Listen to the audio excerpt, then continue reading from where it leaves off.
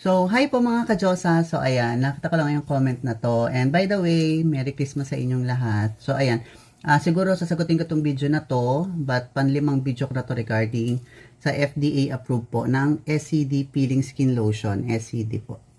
So, ito yung comment niya. Sabi niya, "Hello, I search your peeling lotion on Google if FDA approved and based na mismo sa website ng FDA, hindi siya safe."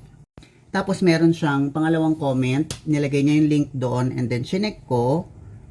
Ito po yung nakita niya sa kanyang research. So ayan, basahin natin ha. So ayan, nakasulat sa taas.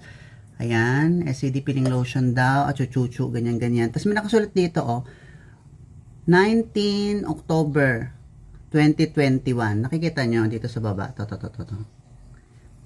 Ayan, di ba meron dito na ayan October 19, 2021. So, magte-2025 na po. So, ano po ang ibig sabihin yan? Yung mga panahon na yan ay hindi pa FDA approved si SCD Peeling Lotion. Kasi kailan lang naman siya nag-boom.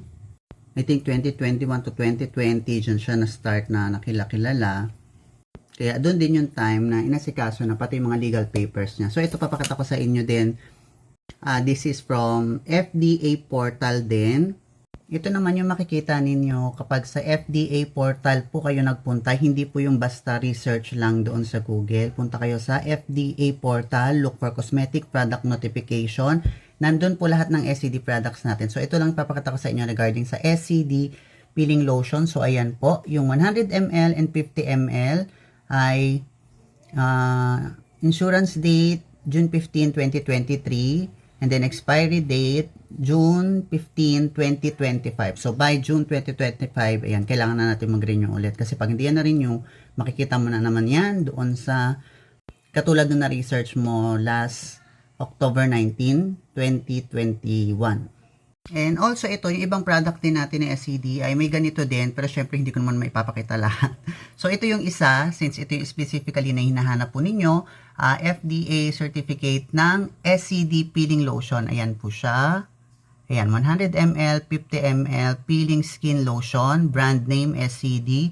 And then ito po yung validity niya, June 15, 2025. So hanggang 2025 pa po siya. Then we have to renew nga para at least continuous yung license natin. So, ito naman yung ating FDA approved certification. And again, mga ka-Diyosa, lagay lang pala ako sunblock. So, ito rin, FDA approved din to. Nandun din yan sa, tawag dito, FDA portal.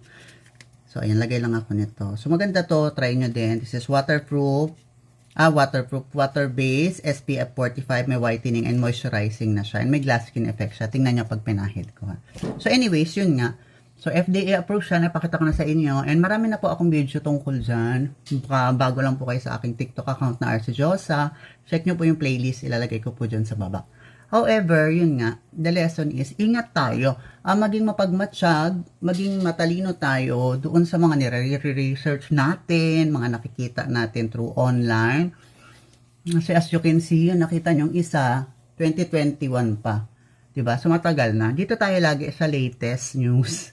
So, maging matalino din tayo sa mga nababasa at nakikita natin kung totoo ba siya, kung updated ba siya. Honestly, hindi ko na ito kailangang sabihin.